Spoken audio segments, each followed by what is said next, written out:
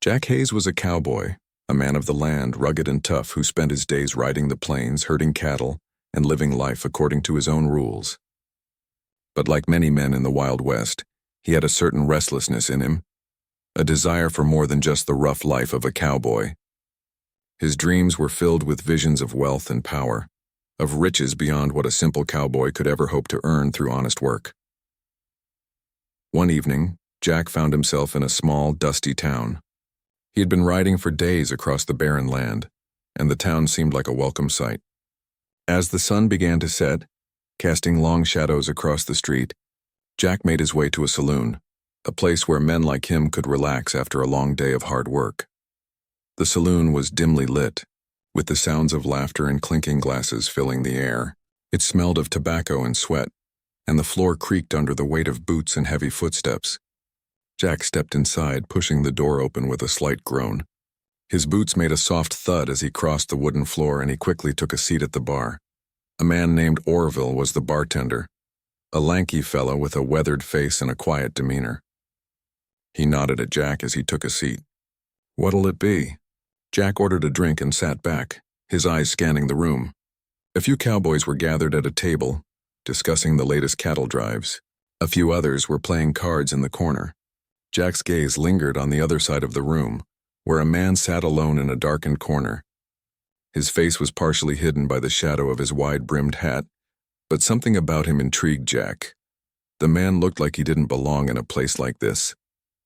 He wasn't a cowboy, nor did he seem like any regular townfolk. His clothes were well kept, and he had an air of mystery about him. Jack's curiosity got the better of him, and he leaned over to Orville. "Who's that fella over there?" Jack asked, motioning toward the man in the corner.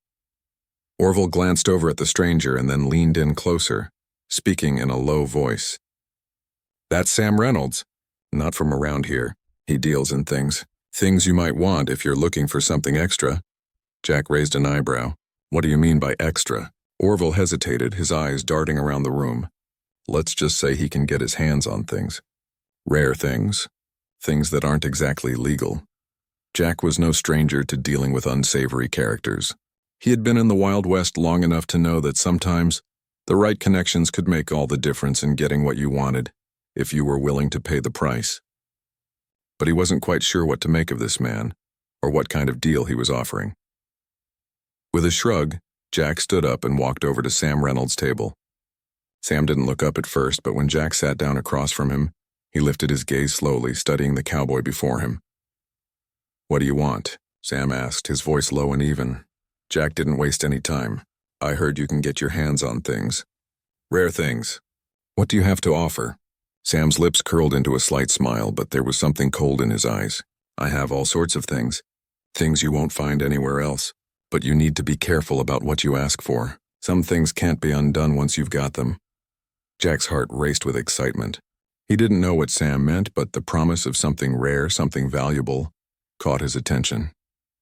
"I've got plenty of money. What do you have for me?" Sam leaned back in his chair, his fingers tapping on the wooden surface of the table. "I have children. Apache children. They're worth a lot. Hard to come by, you know. They've been taken from their tribe, sold to the highest bidder." Jack's expression remained unreadable, but his mind was already racing. The Apache were a proud people, fierce and independent. To have one of their own children would be a valuable commodity, something Jack could sell for a handsome profit. "How much?"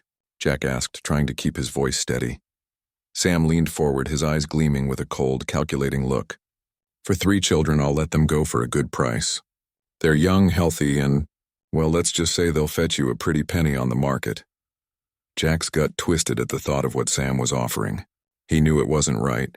He knew it wasn't legal, and that these children had been taken from their people. But the temptation of wealth clouded his better judgment. He had always wanted more than his simple life as a cowboy could offer. This was the opportunity he had been waiting for. After a long moment of silence, Jack finally spoke. "All right, I'll take them. 3 Apache children." Sam's smile widened, and he reached into his coat pocket, pulling out a small leather pouch. "We have a deal then," he said, sliding the pouch across the table. "Meet me at the edge of town tomorrow at dawn. I'll have the children there. You bring the money." Jack took the pouch and stood up. He felt a mix of excitement and unease, but he knew there was no turning back now. This was a dangerous path he was walking, but for the promise of wealth it seemed worth the risk. He left the saloon without another word, the pouch heavy in his pocket, and his mind already planning how he would make his fortune. As Jack walked out into the cool night air, he glanced up at the stars. The world around him felt vast and uncertain, and for the first time he wondered if this deal, this dark transaction, would come with consequences he wasn't prepared to face. But for now he pushed those thoughts aside. Tomorrow would bring a new opportunity, and Jack Hayes was always ready to seize it. The next morning the sun was still low in the sky, casting a warm golden light across the plains. Jack Hayes rode out of the small town on his horse, a feeling of unease creeping into his chest as the silence of the early morning surrounded him. He had spent the night in restless sleep, the images of the children and their possible futures haunting him. Yet the thought of the money he would make kept him focused. There was no turning back now. He made his way to the edge of town where the road split and the land stretched wide in every direction. The air was dry and still, and the only sound was the soft thud of his horse's hooves on the dusty ground. Jack glanced over his shoulder, ensuring that no one was following him. He didn't want any trouble. This was a delicate transaction, one that required secrecy. As he neared the meeting point, Jack spotted a figure standing by the side of the road. It was Sam Reynolds, his dark silhouette outlined against the rising sun. Sam was waiting alone, his hat pulled low over his face and his long coat fluttering in the wind. He didn't seem surprised to see Jack approaching. Jack slowed his horse to a stop, eyeing Sam warily. The man had given him a cold feeling ever since their first meeting, but he had no choice now but to follow through with the deal. He couldn't back out. Not now. "You're on time," Sam said, his voice calm but with an edge of something cold, like the wind that whipped around them. Jack dismounted from his horse, his boots thudding against the hard earth. He glanced around, expecting to see something or someone else. But there was nothing. No other men, no other figures, nothing but the wide-open plains. Sam held out a leather pouch, the same one he had shown Jack the night before. "Here they are," he said simply. Jack hesitated. "Where are the children?" Sam's lips curled into a small, almost smug smile. "You'll see them soon enough." "Don't worry about that." Jack furrowed his brow. Something didn't sit right. The way Sam spoke made him feel uneasy, like he was being led into something more dangerous than just a simple trade. "Are you planning to double-cross me?" Jack asked, his voice low and steady. "Because I won't hesitate to use my gun if this turns ugly." Sam didn't flinch. In fact, he looked almost amused. "You don't need to worry about that," Sam replied. "You'll get what you paid for. But first, let's take care of business." Jack narrowed his eyes. "I've got the money. Just hand over the children." With a flick of his wrist, Sam gestured toward a nearby rock formation. Jack hadn't noticed it before, but now he could see a small campfire smoldering at the base of the rocks. The smoke curled into the air, faint but still visible. As Jack moved closer, he saw figures huddled around the fire. His heart skipped a beat as he realized what he was seeing. There were 5 women, Apache women by the looks of them, sitting near the fire, their faces turned down, their bodies tense. They didn't look at Jack as he approached. They were silent, almost as if they were waiting for something. "What's going on here, Sam?" Jack asked, his voice rising. "I paid for 3 children, not a whole group of women." Sam remained calm, his gaze steady as he watched Jack's confusion turn into anger. "These women," he said slowly, "are here to collect what's theirs." Jack's hand instinctively went to his gun, but before he could react, one of the women stood up. She was tall, with long black hair that cascaded over her shoulders like a dark waterfall. Her face was set in a hard expression, but there was something fierce and proud in her eyes. She didn't speak at first, but her presence was enough to make Jack hesitate. "You have taken what is not yours," she said in a voice that was low and strong. "These children are ours, and you will return them to us." Jack's grip on his gun tightened, but he didn't draw it. He could feel the weight of her words, and something inside him stirred. These were not just ordinary women. These were Apache women, warriors, protectors of their people. He had heard stories about them, but seeing them in person was something different. They weren't afraid, and they weren't going to let him get away with what he had done. "I don't know what you think you're doing," Jack said, trying to sound confident. "I paid good money for those children.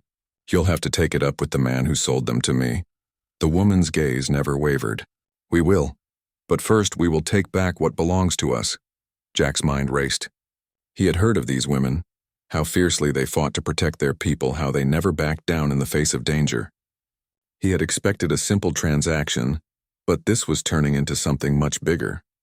The thought of standing against these women, armed only with his gun, made his heart race with uncertainty. "Listen," Jack said, his voice lower now, almost pleading. "I don't want any trouble. I just wanted to make some money. I didn't know—" "You knew exactly what you were doing," the woman interrupted. Her voice was sharp, cutting through his words like a blade. "And now you will face the consequences." At that moment, the other women stood up. They were all tall, strong, and moved with a grace that came from years of living off the land. They surrounded Jack, their eyes burning with the same fire that had been passed down through generations. Jack took a step back, his mind swirling with thoughts of escape, but something inside him stopped him. He realized in that moment that there was nowhere to run.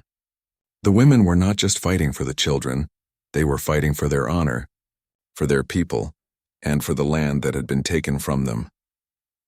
Jack looked at the women, then back at Sam, who had remained silent throughout the exchange. It was clear now that Sam wasn't the man in control here. These women had more power than Jack had ever imagined. "What do you want from me?" Jack asked, his voice almost a whisper. The woman who had spoken before stepped forward, her eyes never leaving his. "We want what is ours. You will return the children to us, and you will leave this place never to return." For the first time in a long while, Jack felt a knot of fear tighten in his stomach. He was no longer in control of this situation. The choices he had made had led him here, and now he had to face the consequences. He didn't know what the women would do next, but one thing was certain. This was no longer just a simple trade. Jack had crossed a line, and the Apache women were ready to reclaim what was rightfully theirs. The cowboy was about to learn that the price of greed was far higher than he had ever imagined. This second part sets up the confrontation between Jack and the Apache women, highlighting his growing realization that he's in over his head. The tension builds as the women demand the return of the children, and Jack begins to understand the gravity of his actions. The stage is set for the conflict that will unfold in the next parts of the story. Jack Hayes stood frozen, the dust of the plains swirling around his boots, his heart pounding in his chest. The 5 Apache women, with their fierce eyes and unyielding presence, surrounded him. Their silence felt like an unspoken warning, a reminder that they were not to be taken lightly. Jack could feel the weight of the situation pressing down on him. He had made a dangerous mistake, one that could cost him more than just money. He glanced at Sam Reynolds, who stood in the background, a silent observer to the growing tension. Sam had sold him the children, but now it seemed that the deal was no longer his to control. The Apache women had come for what they had lost, and Jack was standing in their way. The woman who had spoken earlier, the one with the long black hair and piercing eyes, took a step forward.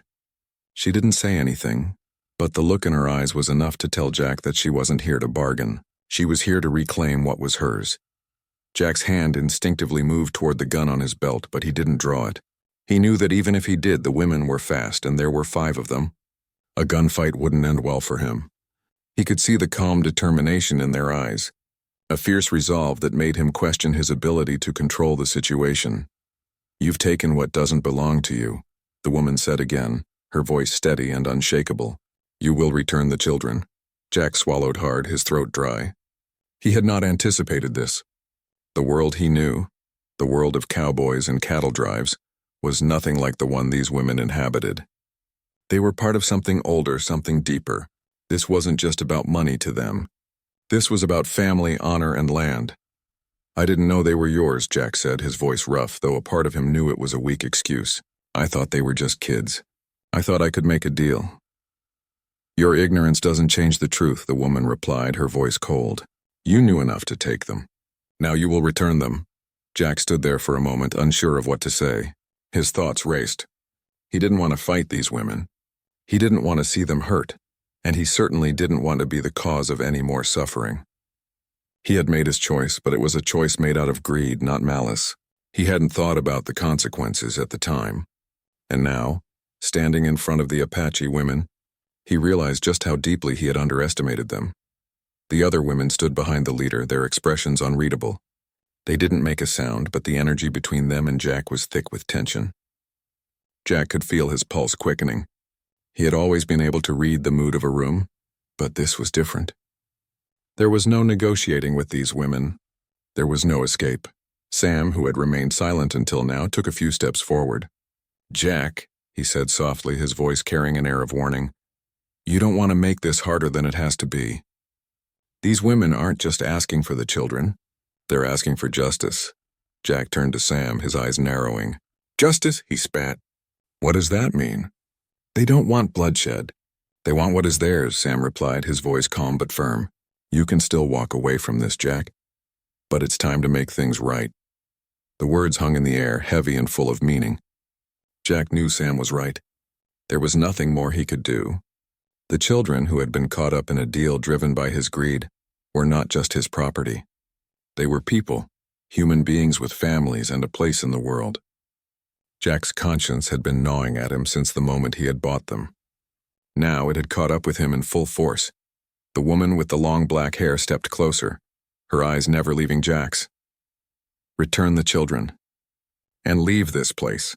Never return, or you will face the consequences." Jack felt a strange mix of fear and relief. Fear because he knew these women meant every word they said, and relief because, for the first time, he understood that they weren't here to kill him. They just wanted the children back. It wasn't too late to make amends. It wasn't too late to do the right thing. I'll give them back," Jack said, his voice almost a whisper. "I'm sorry. I didn't know what I was doing." The words felt hollow, but they were the only ones that seemed to matter in that moment. He turned away from the women and toward the horses, where the 3 Apache children were huddled, still silent, unsure of what was happening. They had been so quiet, so scared, and Jack realized in that moment just how wrong he had been. These children weren't just objects to be bought and sold, they were human beings, with hopes and dreams and a family who loved them. As Jack walked over to the children, one of the women followed him, her eyes never leaving him. The other women stayed behind, keeping their distance but watching him closely. Jack knelt down in front of the children, his heart heavy with guilt. They looked at him, their wide eyes full of uncertainty. He reached out a hand to one of the younger ones, a boy who looked to be no older than 6 or 7. "You're going back to your family," Jack said softly, his voice barely above a whisper. "I'm sorry for everything. I should have never taken you." The boy didn't say anything, but he nodded slowly, his small hand reaching out to grasp Jack's. The gesture broke something inside Jack, a wall he had built up over the years that now came crashing down. He wasn't just a cowboy anymore. He wasn't just a man seeking profit. In that moment, he was a human being, realizing the depth of his mistake and understanding that some things, some lives, were more valuable than money. With the children in tow, Jack turned back toward the Apache women. The leader of the women nodded at him, her expression softening just a little. There was no anger in her eyes now, only the quiet satisfaction of knowing that her people would be whole again. "Thank you," Jack said, his voice thick with emotion. "I'll leave now. I'll never come back." The woman gave a small nod, her gaze steady. "Go and don't return. If you do, it will not end so easily." Jack didn't need to be told twice. He turned and mounted his horse, leading the 3 children behind him. As he rode off, the wind carried the scent of the plains, and Jack felt the weight of the world on his shoulders. He had made a choice, and for the first time it felt like the right one. The Apache women watched him go, silent and strong, their spirits as unyielding as the land they called home. Jack Hayes would remember this day for the rest of his life, because it was the day he had learned the true cost of greed and the power of redemption. As Jack rode away, the weight of the moment seemed to press down on him with every step his horse took. The children, still silent, rode behind him, their faces a mix of confusion and relief. Jack hadn't expected the experience to hit him so hard. He had thought he was just completing a transaction, a business deal, but now it felt like so much more. The landscape around him stretched out in all directions, the rolling hills and vast plains giving him a sense of being both free and isolated at the same time. The sun was climbing higher in the sky, casting long shadows across the ground as the day began to unfold.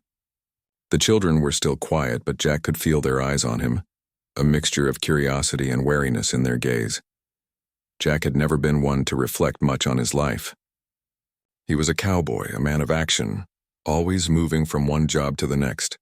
But today, as he rode through the wide open spaces, he found himself thinking.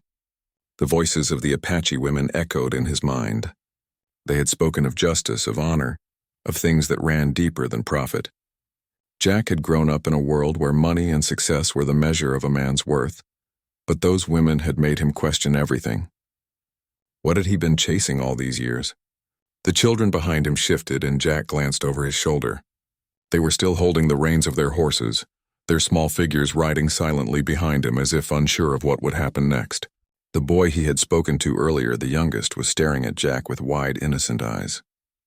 He had been so quiet, so frightened, but Jack could see the faintest glimmer of trust in those eyes now. It was a small thing, but it made Jack feel something he hadn't felt in a long time. Responsibility. "Are you all right?" Jack asked softly, his voice breaking the stillness. The boy nodded but said nothing. Jack smiled faintly, unsure of what else to say. He wasn't good with words, especially with children. He had spent most of his life working with cattle and horses, not people. But something about this situation made him feel like he had to try. He looked back ahead, focusing on the path before him. As he rode, the sun climbed higher in the sky and the air grew warmer. They had been traveling for hours, the endless landscape around them beginning to blur together. Jack wasn't sure where he was headed, only that he couldn't stay where he was. The Apache women's warning still lingered in his mind. He had to leave. He had to make things right, but there was still a long road ahead. The further they rode, the more Jack thought about his own life. He had always been a man of action, a cowboy who made his living by taking risks. But now, for the first time, he realized that there were some things in life that couldn't be controlled or bargained for. He had taken from people who were stronger, wiser, and more connected to the land than he had ever been. The Apache women had shown him that. They had taught him that there was more to life than just taking. There was giving. There was honor. There was respect. Jack's thoughts were interrupted by a sudden movement behind him. The children had stopped, and the boy had slid off his horse, looking up at Jack. "What is it?" Jack asked, slowing his own horse to a stop. The boy pointed ahead, his finger trembling slightly. "There," he said softly. "My mother. She's over there." Jack's heart skipped a beat. The boy's words were barely audible, but they were enough. Jack had never realized how close they were to the Apache camp. "Are you sure?" Jack asked, his voice full of surprise. The boy nodded. His eyes were wide now, filled with the kind of hope that only a child could hold. Jack could see the bond between the child and his people, the Apache. It was stronger than anything Jack had ever experienced. "We'll go," Jack said softly. "We'll get you back to your mother." He turned his horse around, guiding it toward the direction the boy had pointed. He was nervous, but there was no turning back now. He had come so far and he couldn't let the boy down.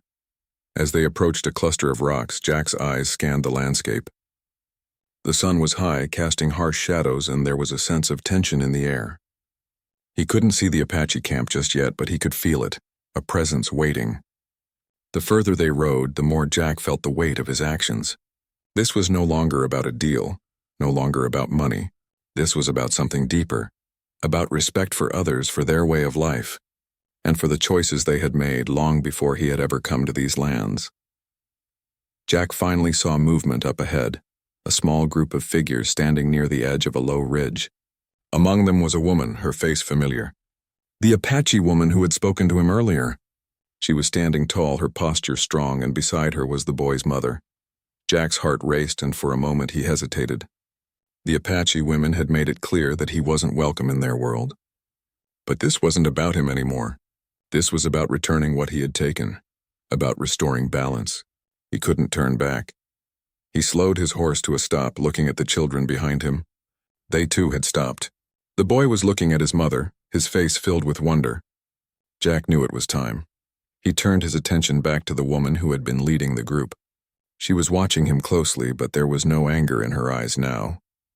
There was only quiet resolve.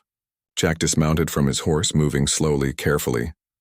"I'm sorry," he said, his voice steady but full of regret.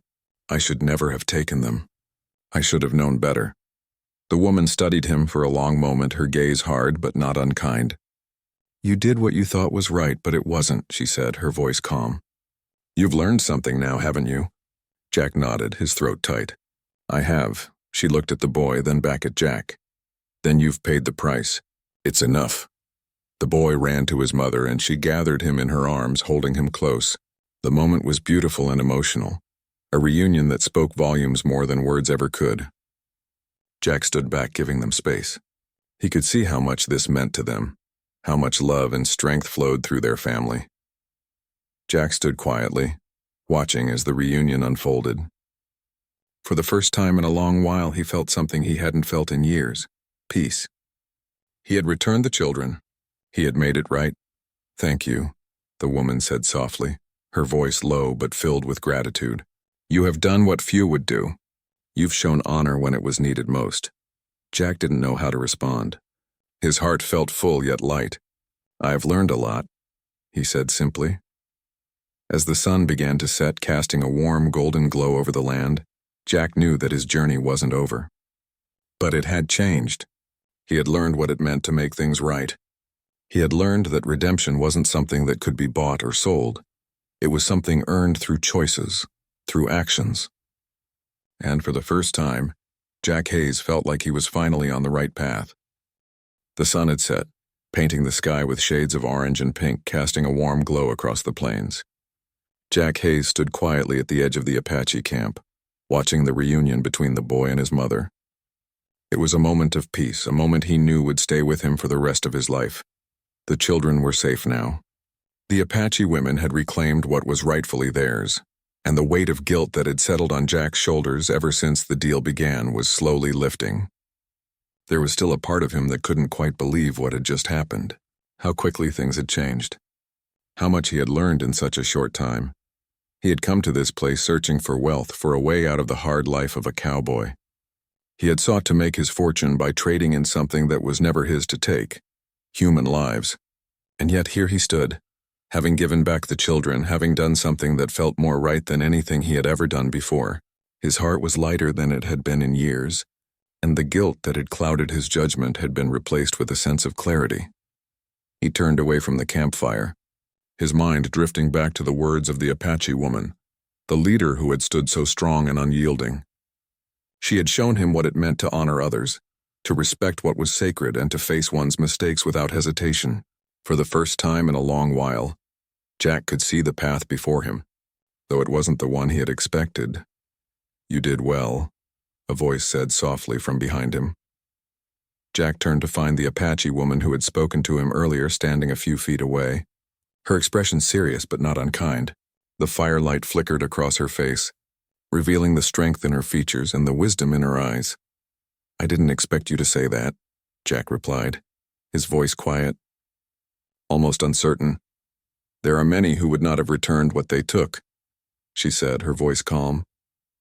"But you did, and in doing so you have shown honor, more than most would ever know." Jack looked down at his boots, his thoughts racing. He had always thought of himself as a simple man, just a cowboy trying to make a living. He had never thought much about honor or justice.